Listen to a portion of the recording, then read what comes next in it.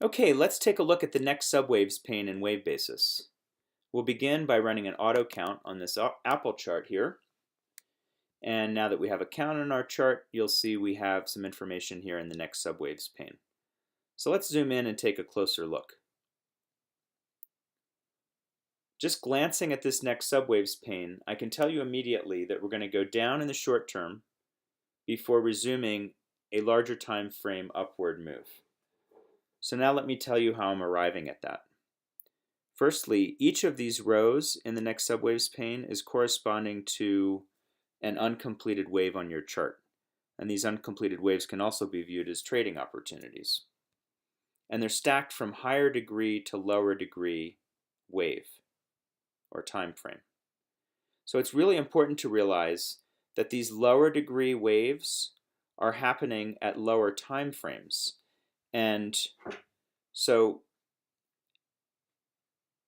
in fact, our wave 4 diagonal is actually contained within our wave 5 impulse, and our expanding triangle is contained within our wave 4 diagonal.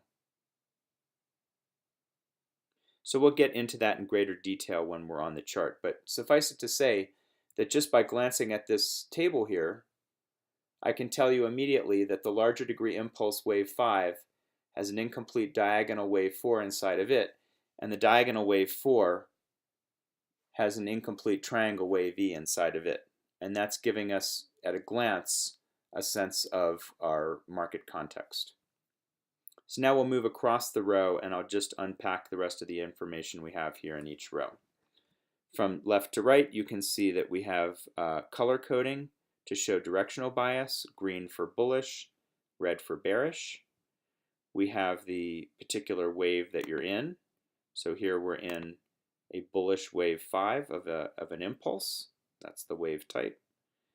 Next we have our setup column. And the setup is an indication of the profit potential suggested by our given wave pattern. So you'll see anywhere from 0 to 3 green stars here, indicating the, with 3 stars highlighting the highest profit potential opportunities. So all setups deserve some consideration depending on your objectives and your trading horizon, but the green stars here can draw your attention to particularly potentially profitable trade setups. Minimum target is an estimation of the price level where our next wave may end at. So we're expecting that our wave 5 here will attain a minimum target of 116.76 before it'll complete. And these numbers change in color from white to orange to green. The number will turn orange as we approach our minimum target, and then it'll turn green when we actually attain the target. Finally, we've got our confirmed column here, and confirmation is an indication of whether the market's already moved far enough in the direction of the trade to consider the setup confirmed. Again, here you can see either a gray dot or an orange or a green check mark.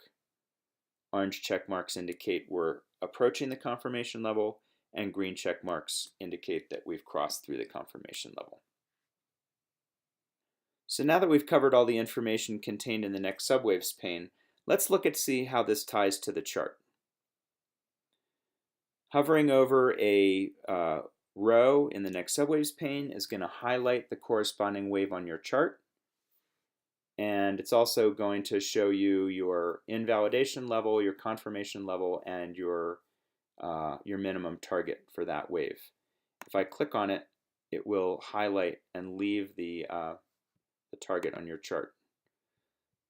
So here we're expecting our wave 5 to move from this wave 4 bottom all the way up into this target. And the gray dashed line here is our confirmation level.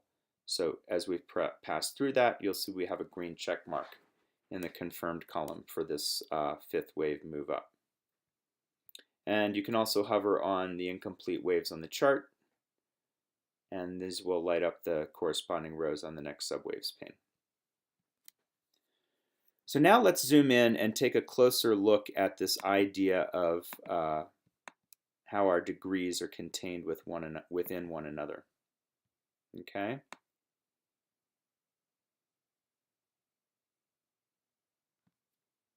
So I'm going to start by highlighting this highest degree wave line here. And this shows us that this is our presumed wave 4 bottom for this highest impulse wave 5 that we're waiting to complete. And wave 5 is going to complete by reaching this minimum target box up here. Inside of wave 5 we have this wave 4 diagonal. And again, let me actually highlight that wave as it's unfolding. So in order for wave 5 up to complete, we have to complete this diagonal, and that's counting up 1, 2, and 3. And you'll see the 3 has a question mark after it. So right now we're trying to complete wave 4 down of this diagonal into this target box here. And in order for wave 4 to complete, first we have to complete our expanding triangle happening at the lowest time frame. And in fact, here we can see that A, B, C, D, E down, this last E down, is basically going to complete 4 down of the diagonal. And here you can see that prices actually hit both of these lower degree targets. So looking at this chart here, on this date, we might expect that our lower degree bearish pressure has completed as we've hit our targets, and we might expect price to move up from here. So let's see what actually happens. And there you can see that price does indeed come down into that target. We never go any lower. Our bull trend wave 5 impulse up resumes right into this target area here. And once we hit our wave 5 target, as we might expect, we have a correction. So this is a totally new way to view Elliott waves. The next subwaves pane is basically condensing information about all your incomplete waves on the chart into this one little pane here. And at a glance, you're going to get a sense of your market context and what price is going to do in the short term and in the longer term. Okay, let's take a look at one last example. Here we've got a Microsoft hourly chart. I'm going to go ahead and run my count. And one glance at the next subwaves pane gives us our market context. In this case, we've got pressure up at every single time frame, from the lowest degree to the highest degree. And we've also got a setup here with 3 stars. So this is pointing us to a potential trade opportunity with a particularly high reward potential and a target up there at 70.87. And then at the lower degrees, we've got one wave that's about to confirm and another wave that's confirmed and is about to hit its minimum target. So now we'll just zoom forward and take a look at how this plays out. And I'm just going to go ahead and highlight each of these